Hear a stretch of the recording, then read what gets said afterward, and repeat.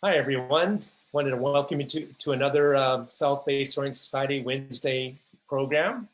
And tonight we have Robert Rent talking about his new Auri, I guess we'll pronounce it correctly, a new budget-oriented DLG plane that I've seen him fly, and it was a remarkable sight to see it, the Kennedy's field that we were flying at. And I wanted John to talk about his plane. So John, why don't you take it away? All right. Well, thank you, Throwbot.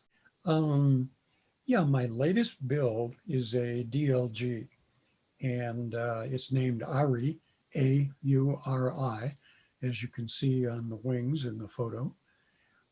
It's made by LDModels in Russia, and LDModels has been around for 20 years or more, and they specialize in gliders of class F3K, F3J, and F3B. And interesting enough, LDModels is headed by Lomovtsev Dmitriy, who a lot of people know because he's a well-known designer and plane flyer. And yeah, I mixed him up with Vladimir. That's why I said, is it that Russian guy? But I guess there's two Russian guys that we hear in the hobby. That's true. And there are a lot of them. And the other one, Vladimir, he's one of my heroes. Vladimir and Joe Wirtz, they design terrific airplanes. Wow. So as I was saying, LD is headed by Lomovtsev Dmitriy, and he's been designing planes for years, and he is also the head of the Russian Committee on Hand-Launched Gliders. Now, being an F3K DLG, it has to fit into strict specifications, and therefore the Auri, like other F3K DLGs, they're all about the same. There's not much you can change on them. And when I say the Auri is like most of today's DLGs, I'm saying it's all carbon. It has a conventional tail. There's 4 in the pod for the servos, and it's got full-length flaperons. When you get DLGs that are all pretty much the same, each one of those DLGs has got some high points that they like to advertise. And next slide, please. And the high points of the Auri are that, first of all, it is budget friendly. And when I bought my Auri, I think it cost me $550 US, while comparable DLGs were costing closer to $800. So for me, that was a considerable reduction in price. And that reduction actually paid for the servos and the shipping. So it turned out to be quite a deal. Besides being budget friendly, the Auri is stated to be beginner friendly. And let me clarify beginner. I'm not talking about someone who shows up at the field and says, those things look neat, I want to buy one. I'm talking about somebody who has started with DLGs, they've got a beater or low-cost plane, and they decide it's time to upgrade to something a little more competitive. So a beginner may mean a person getting their first competitive DLG. And one of the reasons it's beginner friendly is there are pre-assembly options available. And that will really help the beginner because they are generally not really experts on building. The Auri is also, it's very easy to launch, so beginners won't have any trouble with that. And it's quite stable in flight, which means hands off and it'll fly itself. And lastly, believe it or not, the Auri is contest competitive. I think that I read that the first prototype was assembled and joined a contest and won it. I can't at the time tell you which contest, but that's a pretty good recommendation there. Can we go to the next slide, please? Okay, let's take a look at the Auri. As I said, the Auri has It's all carbon. These examples of the Auri's fuselages, and you can see that they are available in different colors, and they have a hatch so that you insert your servos from the top, which is pretty conventional. But if you don't like putting your antennas outside the plane, there is an optional 2.4 gigahertz friendly Kevlar nose. And that you'll see in the, if you go to buy one, you'll see all the options. Oh, Okay, we're now, I think Kyle just went to slide 4. I'll go to this one. You'll go to this one. Does it look like a horizontal stabilizer to you? Yeah, like that's my favorite position, lawn dart position. Yeah, yeah, I know about lawn darting. Well, here's a shot of the horizontal stabilizer, and it's made of spread carbon. It has a ROA-cell core. It's optionally available in fluorescent colors, which I like because with my eyesight, I need just about every assistance I could get to see the plane at distance. And you give me a fluorescent green or pink stabilizer and I'm in heaven. And lastly, if you take a look, you can see there's a stabilizer mount there. That's made of fiberglass and is not part of the fuselage. That's something you have to install yourself. But it's a very good mount, and you can barely see where the pull string enters it. It's disguised very well. Let's go to the next slide and look at the fin. Okay, the fin is like the stabilizer. It's made of spread carbon. It's got a ROA-cell core. And once again, it's available in fluorescent colors, which I, of course, like. Can we move on to slide 6, please? By the way, I wanted to point out I don't know what you call it, but it has that pink flap over the hinge gap. Oh, and that's a pretty sophisticated feature for a budget plane. Yes, I'm so glad you mentioned that, because I should have mentioned that myself. Yes, you can see that it's got gap seal on the hinge line, and I too looked at that and I thought, well, good job, LDModels. You know, yeah. Give you nice headers there. Okay, right. Time for slide 6. Okay, here's a shot of some of the Auri's wings, and you can see they're available in different colors. And as we move on later, you'll see that they're also available in different designs.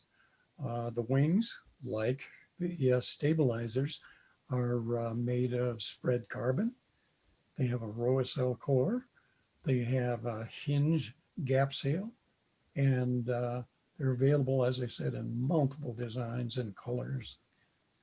Slide 7. This is another one of the wings, but what it's showing you here is that it's showing you the split wing option. And you can see how the wing is cut in half.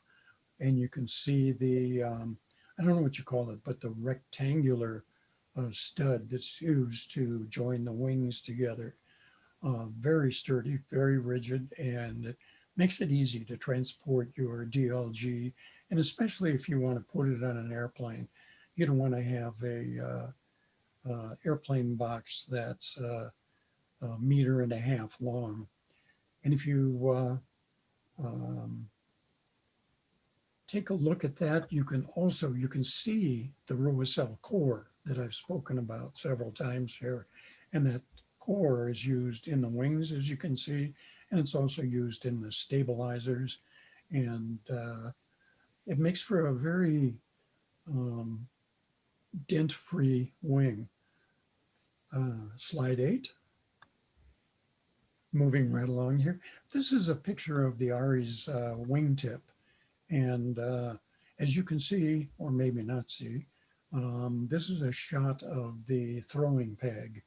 And the throwing peg or throwing blade is asymmetrical, which I personally like. And if you're not familiar with that, the top and the bottom are not lined up. The top is back a little bit, and it's just very comfortable to launch the plane. So I like asymmetrical. And in this photo, you can also see the gap seal, which once again, good work, LDModels. Let's go to slide 9 and take a look at some servos. Now, this is a picture of the servo install, as Kyle says, in the lawn dart position, with the nose is at the bottom of the screen and the tail is at the top. And this particular installation has got the front servos, the bottom ones, are for the ailerons, and you can see the push rods running straight back, which helps keep from having aileron slop. And the rear servos are shown with the pull strings for the stabilizers. In this installation, both the receiver and the battery is in front of the servo tray, which is supplied with a kit. But there's plenty of room to put the receiver and the battery behind the servo tray, which gives you a lot of options for balancing the plane. I personally have decided on battery in front of the servos and the receiver behind. Let's go to the next slide, please. All right, my general thoughts about the Auri is, first of all, note that price, features, and options change over time. So whatever I said here, it may have changed. If you're interested in the Auri, go to their website and see what's available. Second of all, when I render my opinions, you've got to take into account that I am a Sunday hand launch flyer, and I attend contests only to assist and watch how the big boys fly. That said, I think that new builders should take advantage of the pre-built options. That really helps a lot, especially with the fiddly things like the control horns and the stab mounting. It will really help a beginner. And second of all, I suggest that new builders get the assistance of an experienced builder. Now, I personally like the Auri. I'm really pleased with it. I find that it launches well, and I can say easily. And let me clarify that a little bit. When I say it launches easily, with other DLGs, I can always feel them in my hand as I bring them around. I can feel there's some drag there. It's kind of holding back. With the Auri, I don't feel that at all. It just cuts right through the air, and could be because it's new and shiny, could be because it's high aspect ratio, whatever it is, it really launches well. And I find it's easy to fly. It's docile. You just settle it down, take your hands off your sticks, and it does its job. It's also lightweight. I think this is, I think my Auri came in at 215 grams. That's ready to fly. And it's got a surprisingly stiff wing, which I like on a launch. And I'd like to finish here by saying that I'll steal a quote from the LDModels website, and that is that the Auri has good flying performance and model toughness at a reasonable cost. And I salute them on that. And that's about all I have for the introduction. Did you have some questions you wanted to ask? Yeah, these are ones that I thought of when we were planning this talk, and you might have covered some of the points, but maybe a quick flyby on, quick answer on them. But so basically, how did you select the Auri? What was your final reason for buying it? Well, that's a pretty good story. That's a good question. I'll tell you, I really like the models made by Vladimir and Joe Wirtz, and I have flown Vladimir's DLGs for years. It's nice. Well, I also did the Snipe too, but okay. The first, when I stepped up, from my rubber DLGs, the old broken ones, to a better DLG. I stepped up to a used Blaster 3, and it was incredible. I loved it. And as a matter of fact, it's behind me here. Can you see a yellow wing? Yeah. Somewhere back here, you can see a yellow wing. And that is my first serious DLG. And I loved it, and I liked it so much that over the years, I bought a bunch of them. Blaster 3s, 3.5s, I buy them new, buy them used, buy parts, and I have enjoyed them immensely. But they discontinued the blasters, so I went looking for something else, and I'd also flown the snipes, but I'm not proficient enough to fly a snipe. So I went to RC Groups and I asked them, I said, hey, I want something that's midway between a blaster and a snipe. I love the blaster. It's easy to fly, but I want something that launches better. And the overwhelming response was buy the Auri. And I'm glad I did. And I'm glad that I went to RC Groups and got the opinions of the experts out there. All right. And where did you find it? Is it, was it spot in America, or did you have to go to Europe to find it? It's available in multiple places, but my go-to sailplane provider is Hyperflight in the United Kingdom. And that is due to their excellent service and support, their website. They detail every product that they sell, and they have never disappointed me, whereas many other sites have. There was no wait time, as they had multiple Auris in stock and pictures of their wing. And I found that purchasing from the UK really costs the same as purchasing from the United States. And that is because the shipping cost from the UK is the same as a shipping cost from somewhere in the United States. And the shipping time is also the same, because if I buy from the United Kingdom, they put it on a plane and it flies to San Francisco. If I buy it back east in the United States, they put it on a plane and it flies overnight to San Francisco. So the shipping time is the same. And I highly recommend Hyperflight. And I got to say, those guys are very active in the forums, and they assist people with good advice. So you mentioned that you'd take advantage of their building.